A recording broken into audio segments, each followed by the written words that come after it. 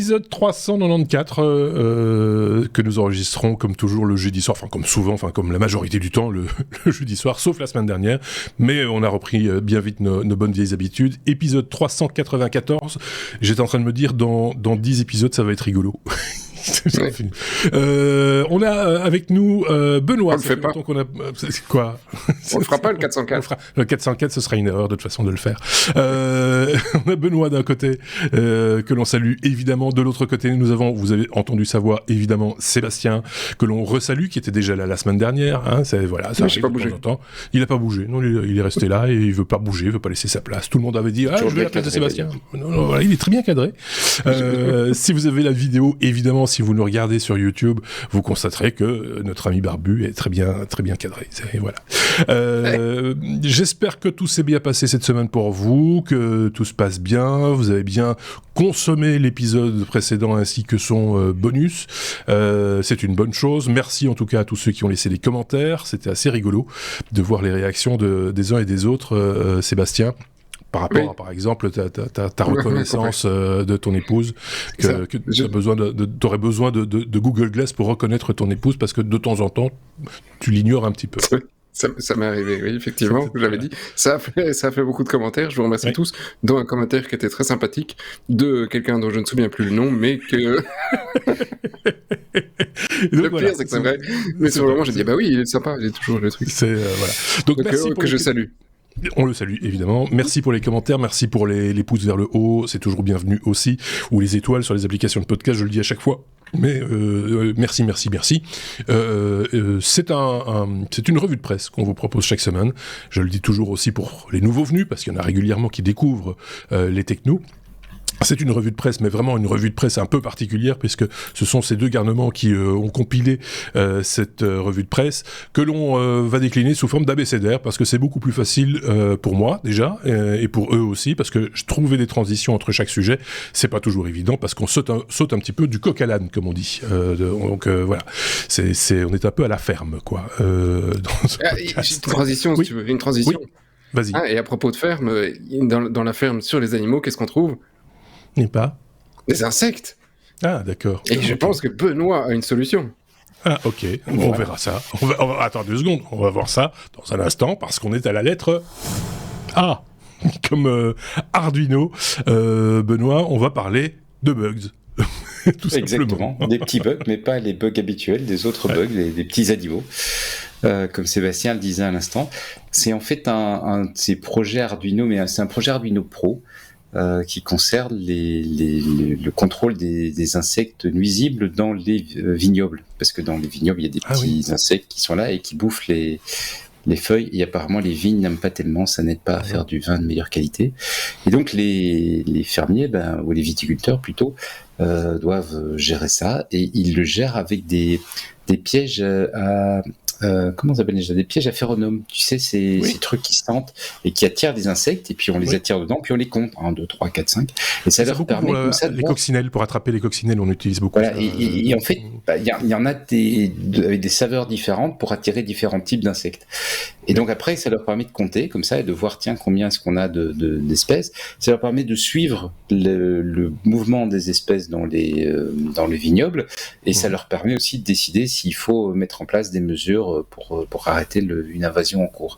Et donc, c'est quand même assez laborieux apparemment d'aller compter ces petits machins. Et donc, sur le modèle d'Arduino Pro, ils ont développé une petite boîte avec un système de visée en utilisant deux cartes Arduino. La première, c'est une carte vision pour voir les petits insectes, les compter, reconnaître les insectes et pouvoir les compter. Et la deuxième, c'est une carte LoRa classique, entre guillemets, donc pas une carte avec une intelligence artificielle, qui va servir à informer une station relais, et de la station relais le cloud Arduino, pour dire voilà le nombre d'insectes qui se trouvent à tel endroit. Et donc ça permet à distance de suivre le truc. Le projet est assez amusant, avec donc les 2 petits boards, la caisse qui a été imprimée comme il se doit, quoi, et puis l'utilisation en fait de toutes les étapes. Ce que j'ai trouvé vraiment, d'abord j'aime bien le vin, donc ça m'a tout de suite interpellé. Mais ensuite, la deuxième chose, c'est quand Arduino a lancé cette logique de carte pro, on s'est quand même tous dit tiens oui, mais enfin bon, en final, est-ce que c'est pas un grand saut depuis leur marché traditionnel de l'éducation? Et c'est marrant de voir que mois après mois, ils sortent des projets qui me semblent avoir du sens et qui sont vraiment dans cette logique de dire voilà, sur des marchés où en final, ça serait sans doute trop cher d'aller construire ça avec des composants, faire un piège traditionnel avec concevoir les cartes, etc. Et ils arrivent de la même manière que Raspberry Pi le fait sur d'autres types de produits, ils arrivent comme ça à venir avec des solutions, et je trouve ça plutôt intéressante. Et on voit que vraiment ils montent tout un écosystème, parce que ça va depuis les cartes d'acquisition jusqu'au cloud avec toutes les étapes entre les deux. Donc système modulaire en fait. C'est un système modulaire du software. Dans le lien que tu nous mets évidemment vers le site le blog d'Arduino en fait. Il y a toutes les sources, donc forcément il y a aussi tout ce qu'il faut comme hardware si vous voulez reproduire le truc chez vous, c'est tout ce qu'il vous faut comme software pour y arriver, toute l'explication. Il y a une vidéo explicative très bien foutue, comme toujours d'ailleurs, je pense, chez Arduino. Moi, je trouve ça plutôt, c'est des trucs intelligents. Moi, j'aime bien ces machins-là. Qu'en pense Sébastien, des petites bébêtes? J'ai une question. Moi, c'est la petite dame qui présente, c'est une IA ou c'est une vraie petite dame? Non, j'ai l'impression que c'est une vraie petite dame. Donc, moi, du coup, j'ai envie de travailler chez Arduino. Ah oui, c'est... Voilà, on est d'accord. Voilà, je suis tombé amoureux, c'est bon.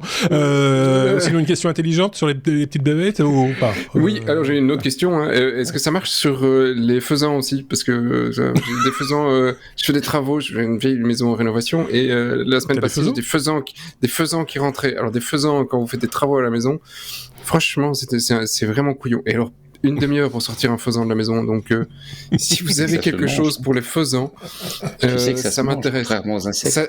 Oui, mais c'était la femelle. Et alors, il y a le mâle qui attendait dehors, tout gentiment. Je dis, c'est fidèle, c'est beau, la nature et tout. Donc, je vais vous laisser sortir. Entre l'épicurien qui aime le vin et l'autre qui a du faisan, je vais vous laisser entre vous allez vous faire un festin sans aucune difficulté. Donc voilà, on parle de tout chez les technos, ça aussi vous l'avez remarqué. Donc bon voilà, système intelligent encore un parmi tant d'autres chez Arduino, où on aura certainement l'occasion d'en reparler. N'hésitez pas à commenter cette news si ça vous parle et si vous l'avez déjà expérimenté ce système, ou si vous y avez déjà pensé, etc. Moi, je trouve ça assez fabuleux, comme toujours. Encore la lettre A, comme attentat, Sébastien. C'est toi qui causes pour parler des journalistes visés par, simplement, des clés USB. Oui, il est pas drôle ce sujet, mais il est assez, ce que je veux dire, j'ai le mot original, même si c'est pas spécialement le bon mot, et c'est la première fois que je vois ce genre de truc, et je salue, c'est David qui m'a trouvé le sujet, et donc effectivement, on nous a toujours dit de faire attention aux clés USB, c'est pas la vôtre, vous la trouvez par hasard, vous la ramassez dans la rue, on vous la dépose sur le bureau, le réflexe de tout bon IT et de toute personne devrait être de ne pas le brancher sur un PC, parce que il y a des attaques qui peuvent soit prendre le contrôle de votre machine, soit carrément exploser votre machine d'un point de vue logiciel, parce que voilà, il y a toute une série d'attaques pour casser les machines à partir du port USB, et on en a déjà parlé, je pense d'ailleurs, par le passé. Il y a longtemps. Et ici ils vont une étape plus loin, et c'est franchement inquiétant, c'est que ils ont utilisé la clé USB et le fait que tu le branches pour déclencher un explosif. Donc c'est comme tu le branches, en un coup tu l'alimentes, et l'alimentation a déclenché l'explosion. Et donc ça a été destiné à une journaliste en Équateur. Et donc ils en ont retrouvé 5, donc ils avaient visé toute une série de journalistes avec exactement le même dispositif. L'explosif était du RDX, donc voilà, du T4, assez classiquement. Et donc voilà, les militaires ont récupéré les autres clés. Il y en a qu'une qui a explosé, mais qui a blessé le journaliste, heureusement pas mortellement. Mais donc c'est vraiment un rappel de faites attention quand vous avez une clé. Ici, vous n'allez pas spécialement être visé part, il y a peu de chances qu'en Belgique ou en France ou dans tout autre pays francophone qui nous écoute, il y a peu de chances qu'on ait ce genre de clé qui débarque sur notre bureau. Néanmoins, c'est un rappel assez violent qu'on ne connecte pas n'importe quoi à sa machine, on sort couvert. Et alors ici, quelle est la motivation derrière ? Alors c'est des journalistes, il y a toute une série de... L'article est assez long, hein, donc je vous enjoins à aller lire nos sources là-dessus. On suppose que c'est lié au cartel, et effectivement, il y a déjà eu toute une série d'attaques, là c'est plus classique, vis-à-vis de journalistes en Équateur de la part du cartel, et donc la supposition, ce serait le cartel. Donc, voilà. Ouais. Elle est pas drôle cette news, hein. Non, si sur le coin de votre bureau, on vous laisse, je sais pas, un espèce de cylindre plutôt rouge, du 10-12 cm de long, avec une petite mèche noire au bout, ce n'est pas une cigarette. Voilà.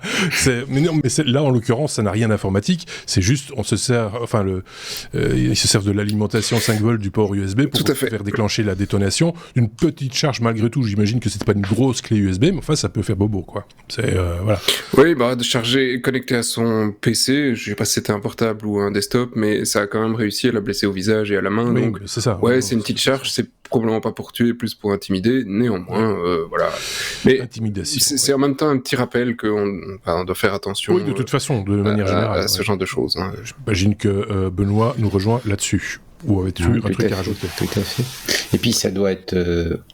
Il y a l'explosion et puis il y a tout l'après, parce que tu dois plus oser toucher quoi que ce soit, quoi, je veux dire. L'informatique et tout, après c'est un objet tellement... Non, mais je veux dire, c'est un objet tellement banal, qu'on manipule tellement facilement, dans lequel on a mis d'explosifs. La vie après, ça doit être horrible, quoi. Tu dois te dire... Est-ce que j'ai pas une autre... Oui, ta cigarette électronique que t'allumes et pif dans tes dents. Oui, voilà, mais ça aussi c'est pas bon, hein, donc. Pas bon. Mais ça, c'est de toute façon pas bon pour la santé. C'est juste une question de durée de temps, en fait. Hein, mais ça peut être ton téléphone portable aussi, par exemple. Tu vois, tu allumes ton téléphone portable. Les techno-parano. Ta voiture, ta femme. Ton podcast. Tu mets ton podcast favori. Tu montes en voiture. Tu mets ton podcast favori. Ton casque. Le casque, les écouteurs, t'imagines une détonation dans ton oreille. Là, non seulement t'es sourd, mais en plus de ça, tu perds une partie de ton cerveau. Mais voilà, donc n'ayez pas peur, mais soyez prudents, c'est ce que j'ai envie de vous dire. La lettre D comme DP Review, Benoît, on va parler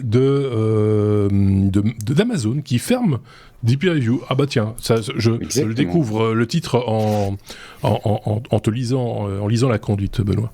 Exactement, c'est exactement ça. C'est bizarre. C'est pas une nouvelle réjouissante non plus, c'est moins dramatique quelque part que ce qu'on vient d'entendre avec la clé USB, mais c'est pas une super nouvelle non plus.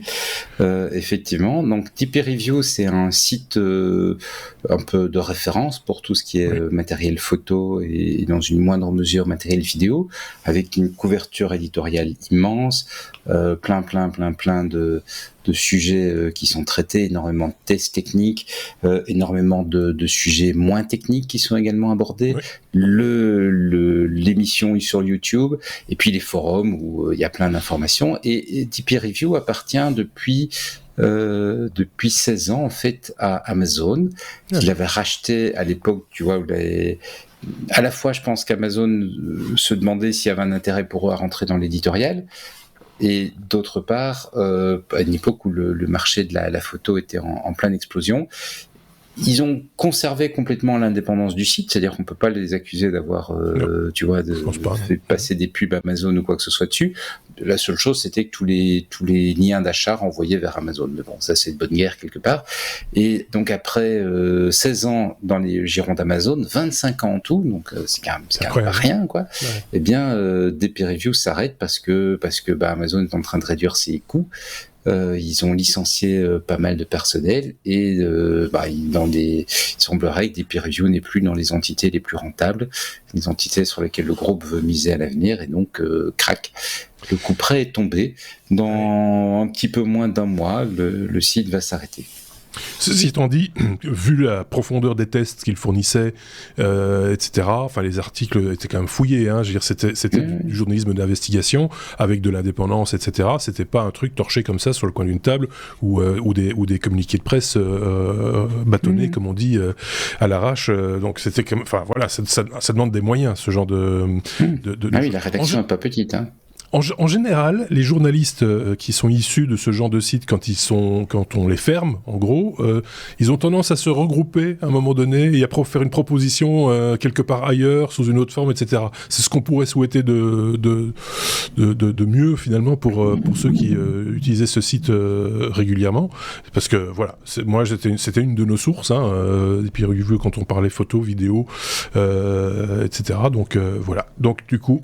C'est que TP Review TV, ils partent vers Petapixel, qui est un autre site photo assez connu. Et effectivement, ce qui est un peu surprenant, donc d'une part, bon, il y a la fermeture qui arrive comme ça assez brutalement, et d'autre part, le fait qu'il n'y a pas il y a visiblement même pas une tentative de leur vendre, de le faire passer sous... Donc c'est juste, voilà, on arrête, on enlève une ligne dans le tableur et puis c'est fini, quoi. Mais la véritable valeur, je pense, d'un site comme celui-là, ce sont ces journalistes et les contacts qu'ils ont chez les fabricants, dans les usines, etc., etc. Hein. C'est là qu'est véritablement la valeur, et bon, on leur souhaite en tout cas de rebondir, pour eux comme pour nous, pour avoir une information de qualité. C'est toujours intéressant aussi d'avoir ce genre de site à disposition dans notre liste de sites intéressants.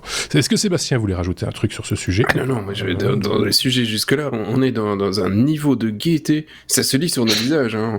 On va faire un numéro d'anthologie. Là, vous avez rigolé la semaine passée, hein. Oui. À mes dépens, parce que j'étais un petit peu souffrant la semaine passée en plus, donc... Mais oui, c'est ça, t'es tout pâle, machin, etc. Là, on se marre comme des fous, et là, ça va mieux, et j'espère que la news suivante va un petit peu... remonter. Ah ben voilà. Elle comme Linux. Ça, si tu dis Linux, tu vois le sourire du barbu s'afficher sur son noble faciès. Sébastien, tu nous parles de quoi, d'un jour. Ça, c'est quand je ne prépare pas le podcast et que je lis les titres au fur et à mesure. Ça vient de s'afficher sur votre image, si vous la voyez. Un jour noir pour le livre. Ah oui, c'est ça. Et donc, je suis content d'avoir un sujet Linux, mais effectivement, il n'est pas spécialement génialissime. Et je salue la seule auditrice qui nous écoute, Natacha, qui est une Linuxienne. Oui. Ah, donc, en plus, la seule est libre. Enfin, libre, aime le libre. C'est mal barré. Je ne sais pas. Donc, revenons au sujet sur le libre. Et donc, effectivement, il y a eu pas mal de discussions sur le web cette semaine, sur des échanges entre développeurs qui ont eu lieu, qui sont...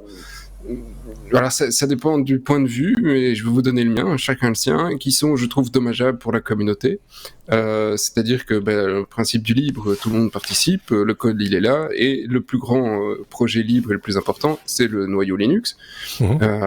Et donc sur le noyau, pour commencer sur celui-là, eh bien il y a un gars à qui on a gentiment dit, écoute, on n'est pas très confortable avec le principe que tu continues à envoyer des patchs pour du hardware réseau, donc ta société est russe, t'es russe, donc t'es prié de ne plus faire de contribution pour le moment. Donc voilà, sa boîte c'était Baikal Electronics, et donc on lui a demandé d'arrêter, alors que c'est des boîtes qui contribuent depuis très longtemps effectivement au noyau et qui donnent du code qui peut être reviewé par les pairs, donc a priori c'est discutable, hein. Voilà, ils font des modifs, ils proposent des trucs, et effectivement ici on lui a mis le slip sur la tête et on lui a demandé de partir. Alors c'est pas le seul projet, il y en a d'autres, GitHub aussi, et là c'est Microsoft qui a décidé de commencer à couper une série de comptes, parce que GitHub appartient à Microsoft, ils l'ont racheté il y a quelques temps, et donc ils ont suspendu les comptes aussi de quelques ressortissants, et donc par exemple exemple, il y a des projets comme IPMI Tool, un outil qui permet au niveau serveur de dialoguer avec la carte mère. En général, tu as un petit module quand ton serveur a un souci, ce petit module, lui, est indépendant, il est sur ta carte mère, mais il est indépendant de ta machine, et en réseau, tu peux te connecter dessus, et aller, par exemple, éteindre, rallumer ta machine, voir l'écran et taper un petit peu sur le clavier. Donc à distance, c'est des outils de contrôle. Et donc IPMI Tool, c'est un des outils qui permet de modifier les options ou modifier quelques trucs sur la config de l'IPMI. Donc ça permet de modifier des trucs de l'IPMI, et c'est un des seuls tools qui existe, et ainsi que Frugen et d'autres. Et donc tous ces outils sont maintenant orphelins parce que leur auteur a été banni de GitHub. Donc d'un point de vue public, certains défendent en disant oui, mais c'est une demande des États-Unis de bannir tous les Russes, donc nous on n'a pas le choix. En tout cas, des boîtes comme Microsoft, ils disent on n'a pas trop le choix, nous on doit s'exécuter. En même temps, tu mets une grosse partie de développeurs qui sont de qualité, qui sont pas forcément d'accord avec la position, tu les lis à un acte politique en disant vous êtes responsable, et vous aussi vous ne pouvez plus contribuer. Ça, c'est plutôt l'autre point de vue en disant c'est pas juste, c'est un peu de la sectarisation, du racisme, et tout est sorti, les discussions sont très très longues. Et donc personnellement, je suis pas spécialement positif à bannir tout un pays parce que le pays fait des conneries, ou qu'on on ne valide pas ses positions. Je comprends qu'on soit contre un pays, contre ses actions, mais c'est pas la faute de tous ses ressortissants. Donc pour un projet libre, en tout cas, qui a plutôt tendance à être un petit peu plus ouvert d'esprit, un petit peu plus intelligent, et d'aller un petit peu plus loin que juste t'es russe, t'es méchant, c'est un peu dommageable. Après, d'un point de vue sécurité, il y a des questions, il y a débat, ça se règle pas en 30 secondes, mais c'est pas des trucs où sur le kernel tu publies un truc et tout le monde l'accepte en disant yop là c'est parti. Il y a des gens qui sont censés relire ton code à chaque fois. C'est le coup c'est parce que sous le coup des sanctions actuellement par rapport à je sais pas, au commerce, par rapport à tout ce qui est mis en place contre la Russie, ou est-ce que c'est simplement un positionnement ça me fait un peu penser, je sais pas ce qu'en pense Benoît, tu vas nous le dire tout de suite d'ailleurs, mais ça me fait un peu penser au débat sur les athlètes pour les Jeux Olympiques prochainement, ou dans n'importe quelle compétition sportive. Sauf que ici, c'est de l'informatique, on pourrait dire que ça touche peut-être un petit peu de la sécurité, etc. Mais c'est un peu le même débat, je trouve. Et c'est difficile parce que personne n'a vraiment de réponse, manifestement. Benoît, qu'est-ce que tu en penses ? Tu es notre sage. J'ai pas lu l'article, donc je découvre le sujet maintenant. J'imagine que le point derrière, c'est ce que tu dis, c'est sans doute lié aux sanctions, parce que l'objectif des sanctions, c'est de faire du mal économiquement au pays, oui, et empêcher le développement de produits. Et donc, cette société qui contribue au carnet de Linux, vraisemblablement, le fait pas simplement par bonté d'esprit, c'est sans doute parce que derrière, ils ont des produits qui bénéficient de ces contributions, et donc l'objectif, c'est sans doute d'éviter ça. Après, on peut... C'est la démarche, tu sais, c'est exactement comme quand il y a les sanctions, où on dit ah oui mais attention, ça pourrait être utilisé à destination humanitaire, et néanmoins on fait, malheureusement et c'est vraiment malheureux, mais je pense qu'une guerre, c'est pas un moment joyeux. Mais on n'est vraiment pas sur des sujets joyeux dans ces épisodes. Mais je pense que voilà, c'est ça. Une guerre, c'est un conflit. Et dans un conflit, malheureusement, il y a beaucoup de victimes collatérales. Mais non, c'est pas que les méchants, mais tu ne choisis pas. Enfin, t'es dans un camp. Comment dire, c'est peut-être. Mais t'es dans un camp ou dans l'autre. Là, le monsieur, il est russe, c'est pas de sa faute. Il vit dans un pays, la Russie, c'est pas de sa faute. Il est pas peut-être responsable. Je pense que la plupart d'entre eux ne sont pas responsables de ce que leurs dirigeants font ou produisent ou mettent en place, etc. Mais il y a quand même aussi. Alors là, on va rentrer vraiment on met le doigt bien profondément dans la politique, mais à un moment donné, ils peuvent aussi, s'ils ne sont pas d'accord avec ce qui se passe, s'exprimer, et on ne les entend pas beaucoup. Si, hein, les gars ont répondu, ils sont longuement exprimés sur les positions et sur le truc. Il y a 2 points qui me dérangent sur le principe. Le premier, c'est les États-Unis considèrent en bloquant ces projets et en bloquant sur GitHub que, surtout sur le kernel, que ce projet est américain.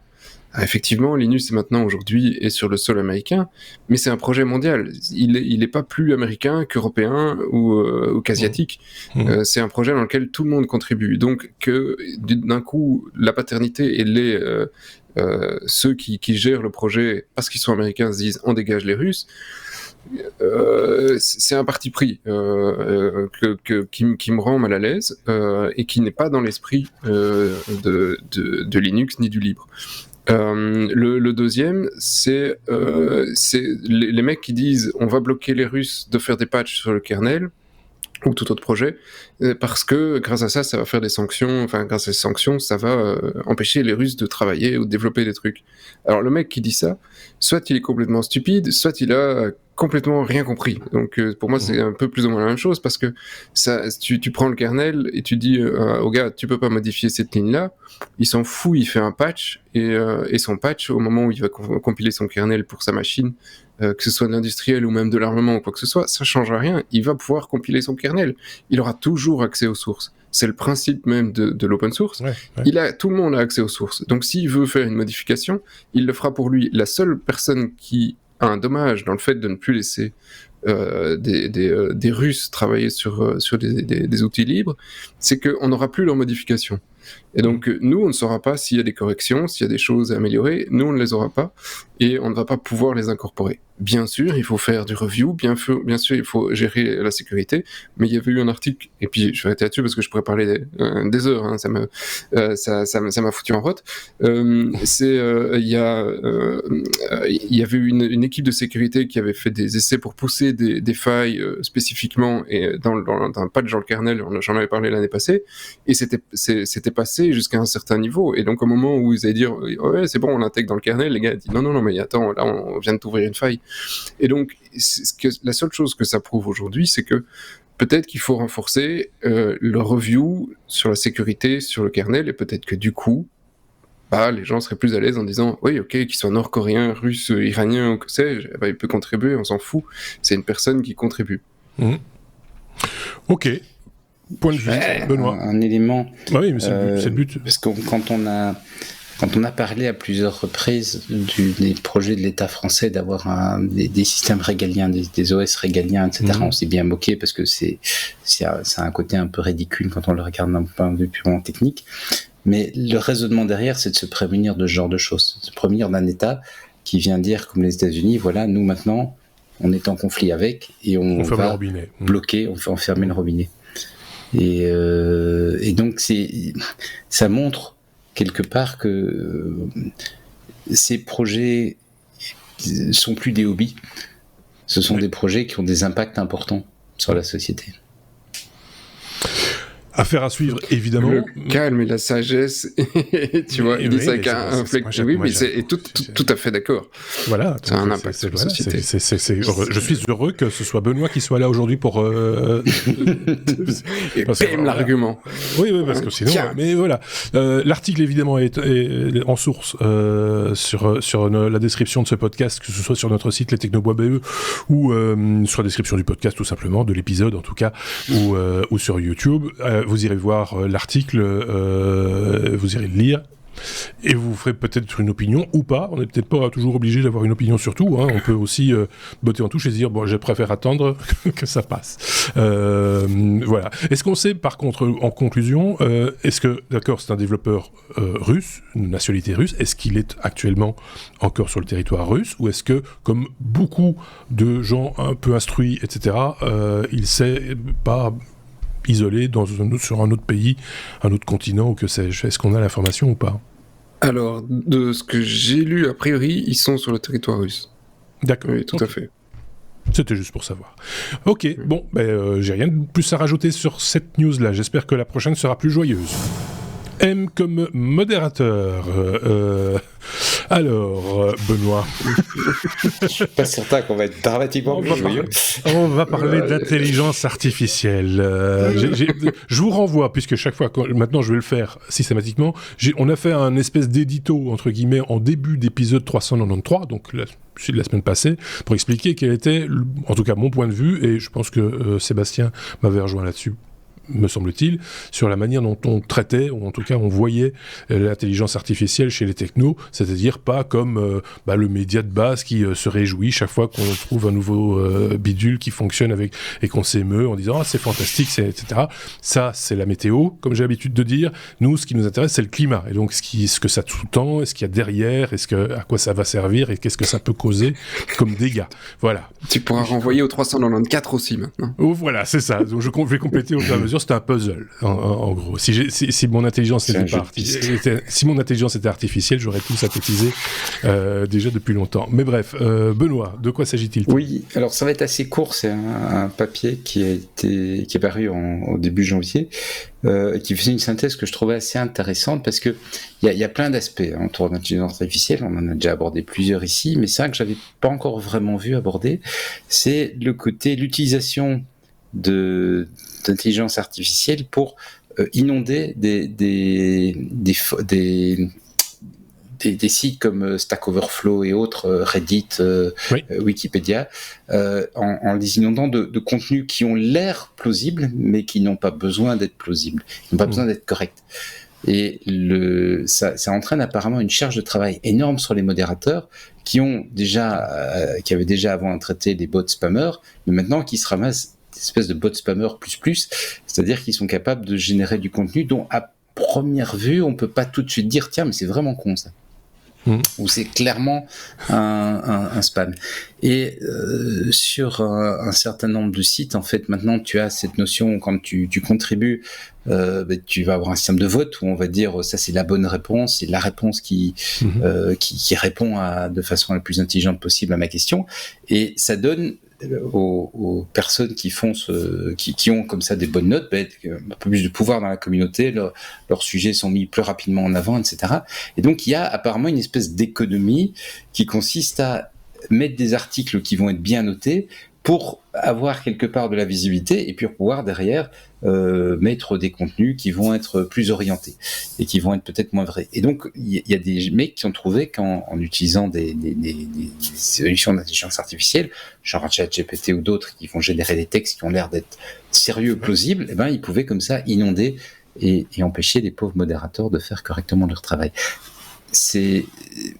Enfin voilà, je vous invite à aller lire. Moi je m'attendais pas à cet aspect-là. J'y avais pas pensé, et ça m'a fait tiens, merde. On voit pas encore tous les contours de ce que c'est. On est loin de tout voir, c'est clair. Et je pense, c'est pour ça que la semaine dernière, on avait dit qu'on n'était pas prêt, en gros. Sébastien, un truc peut-être à rajouter, ou pas ? Truc, même pas. Alors pour une fois, non, tu vois. Ah, tiens, voilà. Voilà. Si vous avez un truc à rajouter, les commentaires, comme d'hab, vous êtes les bienvenus. La lettre M comme motard. Et si... C'est quoi la R ? La vision augmentée. Ah, augmentée de la vision. Oui, ça c'est tout. Mais sinon le titre. Les initiales de vision orientée. Oui, mais c'est l'augmented reality. Ah oui. Et donc ça c'est quoi R à ce moment-là ? Non, je sais pas quoi. On est fatigué. Et si la réalité augmentée, voilà, tu vois, parce qu'en plus de ça, tu le mets les lettres à l'envers. Moi, je suis pas du coup. Si la réalité augmentée permettait de sauver des vies en moto, Sébastien. Voilà, Oh là là. Alors, je fais pas de moto, mais néanmoins, je sais même pas pourquoi ils m'ont proposé cette news, mon truc d'ailleurs, du coup. Faudrait que je regarde cet algorithme, il doit un peu déconner. Donc, mais j'ai trouvé le truc très sympa, du coup. Et donc, comme j'ai trouvé le bitonio sympa, mais que je ne l'achèterai pas parce que je ne fais pas de moto, voilà, faut être réaliste. Je voulais vous en parler parce qu'on ne sait jamais qu'il y a un motard et qu'ils se disent ah bah tiens c'est pas con et peut-être qu'on a sauvé une vie ce soir, tu vois. Et donc ça s'appelle le Vision 180. Tu vois, j'ai l'impression de vendre un truc du téléachat. Et donc grâce au Vision 180, vous allez pouvoir sur votre casque. Tu veux que je mette le bandeau dans l'image avec le prix téléachat, oui, c'est ça. Tu peux m'appeler Pierre. Pierre Bellemare. Donc, le Vision 180, c'est un petit truc que tu colles sur le côté de ton casque, hein, et en fait, c'est une caméra avant-arrière, et en même temps, c'est des lunettes. Et donc, que fait le Bitonio? Le Bitonio, caméra avant-arrière, ça te permet de voir derrière toi ce qui se passe en moto. C'est un rétroviseur. Devant toi, tu le vois déjà bien. C'est un rétroviseur. Mais c'est difficile de voir derrière en moto parfois. Parce que tu te tournes la tête ou quoi que ce soit. Mais ici, tu regardes devant toi. Et en même temps que regarder devant toi, dans les lunettes, tu vois derrière toi. Et c'est aussi connecté à ton téléphone. Ce qui te permet, via ton téléphone, d'avoir toutes les informations pour la map, pour dire tu vas à gauche, tu vas à droite, etc. Plus des infos multimédia, parce qu'évidemment, un petit peu de multimédia, un peu de musique et tout le bastringue. Donc, on t'ajoute tout. Et le principe, c'est que du coup, tu ne regardes que la route et que devant toi. Avec une vision de nuit, effectivement, donc c'est un capteur Sony, donc apparemment il y a toute une série de petits trucs pour pouvoir avoir une vision nocturne, pour t'aider à voir si ça drache, etc. Donc c'est pas juste une bête caméra à 2 balles qu'on a foutu, mais le capteur, peut-être que Benoît pourrait un peu en dire un peu plus là-dessus. Je sais qu'il l'a pas lu non plus, mais voilà, si ça peut aider les gens à voir et à éviter un crash, ma foi, c'est pas couillon, c'est pas non plus hyper compliqué, hyper intelligent. Mais est-ce que ça enregistre pour le prix? Ça peut enregistrer aussi l'image, peut-être? Parce qu'en 2 roues, de plus en plus maintenant, les 2 roues aujourd'hui, motards ou même cyclistes, se trimballent aujourd'hui avec des GoPro, par exemple, pour, en cas de litige, pouvoir dénoncer les infractions d'un autre usager de la route, par exemple. Donc là, ça ferait un usage en plus, ça ferait dashcam, quoi. Ce serait utile, peut-être. Oui, alors c'est pas précisé. Par contre, c'est bien que tu cites GoPro, parce qu'en fait, leurs fixations sont prévues pour utiliser les fixations GoPro sur les casques. Voilà. Donc si tu as l'habitude de taper une GoPro, tu peux mettre ça. Et ça tient plus de 3 heures en charge. Donc a priori, quand tu as roulé 3 heures, bon, ça va quoi. Il y a quand même temps de te reposer. Qu'en pense Benoît, qui roule en 2 roues? Pas en moto, mais en 2 roues. Avec un casque? Peut-être. T'as coupé ton micro. On t'entend plus. On t'entend pas, Benoît. On ne t'entend pas. Oh, pardon, excusez-moi. Ah ben oui. J'avais coupé le truc pour pas que vous ayez les faux bruits. Je disais, j'ai fait un Kickstarter récemment pour des lunettes de vélo avec des petits miroirs latéraux. Donc c'est assez gag. Tu regardes sur le côté et tu vois derrière, apparemment. Quand le produit va être délivré, je vous dirai. Ça me fait un peu penser à ça. C'est moins tech parce que c'est un miroir. C'est juste de la chimie, quoi, pour avoir un côté... c'est la même idée, c'est de pouvoir voir ce qui se passe derrière soi en toute sécurité. Toi, enfin là, c'est peut-être un peu massif pour rouler à vélo, hein, un casque comme ça, t'as vu le bazar. Mais un dispositif dans un casque pour vélo, donc peut-être plus ramassé. Globalement, moi, je suis très low-tech sur le sujet parce que je pense que des produits comme ça où tu dois penser à recharger ta batterie, faire tous ces machins-là, c'est bien pour un usage loisir. Si tu t'en sers, et je pense que beaucoup de gens font de la moto pour du loisir, donc c'est tout à fait cohérent. Hein. Tu vas faire un tour le week-end ou quoi que ce soit, c'est très bien. Mais quand c'est quelque chose qui est au quotidien, déjà penser à recharger les lampes, c'est déjà un truc auquel il faut penser à changer les lampes, la caméra, le machin, le truc. Si je puis me permettre, les batteries des gants, parce que j'ai un collègue au bureau, il a des batteries dans ses gants parce qu'ils sont chauffants, ces gants, et donc systématiquement il rebranche quand il arrive au bureau, il sort ses batteries des gants, il branche ses batteries pour les recharger. Voilà, quand il fait froid, évidemment. J'avais acheté des gants avec des petites LED à une époque et j'ai arrêté de les utiliser parce qu'il fallait penser à recharger la batterie. C'est intéressant, des gants avec des LED. C'était quoi? Oui, c'est-à-dire que ça te permet de faire le geste que tu vas tourner. Ah oui, d'accord. C'est ça, ok. Je comprends. Mais tu nous avais aussi présenté, dis-moi si je me trompe, c'était pas un casque pour vélo avec un feu stop à l'arrière qui s'allumait quand on freinait. Non, ça doit pas être moi. Quelqu'un avait parlé de ça, je sais plus qui. C'était pas mal. Franchement, voilà. On a fait le tour du sujet parce que j'ai frisé, tiens. Oui, la vidéo est frisée. Ça va, ça va, tu fais pas trop vilaine grimace, donc ça peut tenir comme ça un petit moment. Mais tu fais un petit refresh quand tu veux, peut-être pas maintenant, parce que... Ah si, tu peux, parce que je vais passer la parole à Sébastien pour parler de... Ah non, c'est pas... Si, c'est moi. S'il est laborieux cet épisode, je sais pas pourquoi. Sébastien, on va parler de stockage. Oui, c'est ça, stockage. Des RAM disques, ça te dit quelque chose? Oui, oui. Oui, tout à fait. Non, rien, hein. Vas-y. On est d'accord. Hein. Et donc, le principe, c'est que des gars, ils se sont dit, on va toujours essayer d'aller plus vite sur le stockage, hein, pour certains usages professionnels, hein, surtout. Alors, on a quand même déjà vachement gagné sur les NVMe, mais ils se sont dit, on va peut-être quand même encore réussir d'aller plus vite que les NVMe. On va faire du stockage à partir de mémoire RAM. Alors, il y a déjà eu des trucs par le passé, c'est une mais ça revient, ça revient cette fois-ci, et ça s'appelle le DDRAM disque.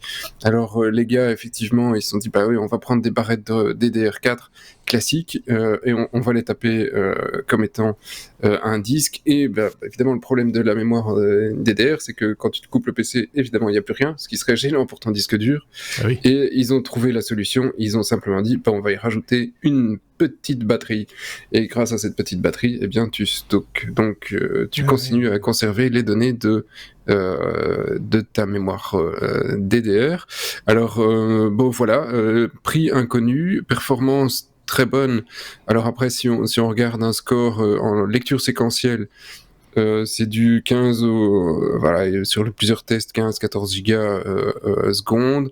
Alors ça, avec des NVMe en PCI Express 5, on peut s'en approcher quand même. Par contre, en aléatoire, il reste quand même entre 3 et 3,7 gigasecondes. Là, effectivement, c'est un peu mieux. Ça peut avoir un usage professionnel, je pense. Pour monsieur tout le monde, je vois pas directement l'intérêt. Surtout que la mémoire DDR, ça douille un peu. Si tu veux, alors nous, on monte des machines, on utilise des machines au bureau en général avec autour de 1 Tera de RAM. 1 Tera de RAM, ça se fait, c'est sympa. 1 Tera de RAM, tu vas payer quelque chose comme 3-4 000 balles hors TVA. Si tu montes à du 2 Tera de RAM, là c'est des barrettes de 128 gigas, t'es quand même plutôt entre 13 et 15 000 euros. Hein. Donc c'est pas pour le PC de monsieur tout le monde de se dire tiens, je vais me faire un disque de 2 Tera en DDR. Donc voilà. Ou un gros passionné peut-être, juste pour voilà, mais et encore. Voilà, ouais. On va de plus en plus aussi, on voit ça à gauche, à droite. Et quelqu'un avait d'ailleurs commenté cette news parce que nous l'avions évidemment partagé sur Twitter, Mastodon, Facebook, etc. Comme toutes les news, enfin beaucoup de news dont on parle dans ce podcast, on les partage d'abord entre nous et avec vous sur les réseaux sociaux. Et je pense que quelqu'un avait commenté cette news en disant de toute façon les disques durs, les bons vieux disques durs avec le disque qui tourne, hein, le mécanique quoi. Dans peu de temps, ce sera fini, quoi. On n'en parlera même plus. On n'aura plus que du SSD, des choses comme ça, et que donc ça va dans ce sens-là de plus en plus, manifestement. Oui, mais là c'est plus sur la DDR, mais effectivement, oui, on a partagé une news cette semaine là-dessus. Oui, effectivement, où voilà, c'est le début de la fin des haricots des disques à plateau. Ça n'a rien je pense que ça fait... On a un peu tué mais bon. Dans un autre domaine, on a tué le vinyle un petit peu vite. Il est de retour. c'est une question de taille et de prix. À partir du moment où tu as des SSD qui font 8 ou 10 Tera pour un prix abordable, ça va disparaître. Aujourd'hui, tu as des disques encore de 12 ou 16 Tera. Ça te fait quand même déjà quelques centaines d'euros pour des disques classiques. Si tu as la même chose, un prix abordable en SSD, pourquoi pas. Le seul twist pour clôturer sur le DDRAM disque, franchement, c'est pas le genre de truc que tu vas pouvoir prononcer facilement. Hein, tu vois. Non, en plus... ta mère va me chercher un DDRAM disque à un supermarché. Moi, je voudrais un DDRAM disque. Le nom est un peu pourri. Le problème aussi, c'est la chauffe du truc. Parce que, oui, j'allais le dire. Parce qu'il montre, par exemple, dans l'article, il montre un board sur lequel on peut monter, je ne sais plus, 12 ou 24 RAM. Il ne parle pas de la dissipation thermique sur l'article. ça pique, ça pique un peu. Ouais. Et en fait, oui, pour la photo, c'est une bête carte PCI Express qu'on met dans le PC sur lequel on a mis plein de barrettes, quoi. L'avis de Benoît peut-être sur la question ou pas, c'est pas obligé. Non, comme tu dis, je pense qu'effectivement le progrès rend obsolète nos bons vieux disques durs, et puis voilà, c'est pas plus mal. C'est pas plus mal. Hein. C'est pas plus mal. Et je vous jure que je n'ai pas préparé... Enfin, ça a entendu à mon avis, hein, mais j'ai pas préparé cet épisode. Et donc, j'ai parlé de vinyle il y a 2 secondes. Et devinez quoi ? V comme vinyle. Comme si c'était quoi ? C'est comme si c'était bien fait, quoi. Benoît, on va parler de vinyle. Mieux que les CD, c'est donc le retour du vinyle face au CD, c'est ça ? C'est une vraie réalité vraie ? Voilà, on a des transitions d'enfer dans cet épisode. On a démarré avec les fermes, maintenant on est sur les vinyles. Et donc c'est le fait que en fait aux États-Unis, le vinyle a dépassé les ventes de CD l'année dernière pour la première fois depuis 1987. Alors ça, cette news-là, on me l'a sorti il y a pas longtemps, et en fait, quand je regardais les chiffres, parce que c'est vrai aussi en Europe, hein, je te le dis au passage, en fait, c'est que les CD sont descendus en dessous, pour dire, de la vente des vinyles. Donc, il n'empêche, si tu veux, quand t'as un chiffre qui baisse, l'autre, à un moment, il y en a un qui passe au-dessus de l'autre. C'est des maths, quoi. Hein. Mais je veux dire, il n'y a pas nécessairement une explosion de vente de vinyle. Ah non, il n'y a pas une explosion des ventes de vinyle. Voilà. Il y a un effondrement complet des CD. Ce qui est logique, hein, parce que je pense que quand on veut de la musique en format numérique, il y a plus pratique que le CD aujourd'hui. Donc c'est logique. Et le CD, c'est pas, contrairement au vinyle, c'est pas spécialement un bel objet, quoi. Je pense que la raison pour laquelle certaines personnes aiment le vinyle, c'est une certaine sonorité, une certaine recherche du son. Pourquoi pas.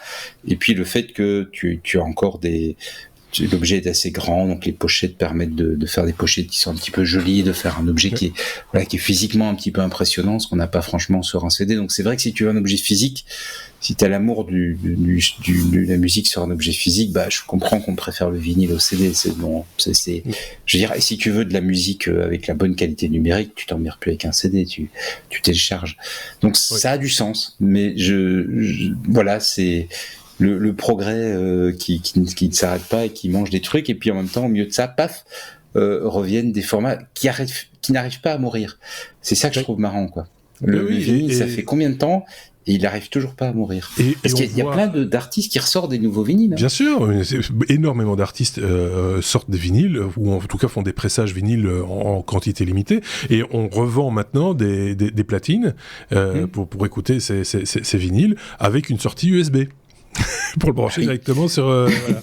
C'est juste rigolo comme tout. Et donc, et je connais moi des gens qui ont cherché ou qui cherchent, qui vont sur les marchés, etc., pour dire, tiens, j'espère que je vais tomber sur une vieille platine, un vieux pick-up, comme on disait dans le temps, parce que rien que ils n'ont pas de vinyle, mais pour l'objet... parce qu'ils trouvaient ça décoratif. Moi, je trouvais que ça prenait quand même bien la poussière, mais voilà, c'est un retour, ça fait vintage, quoi. C'est voilà.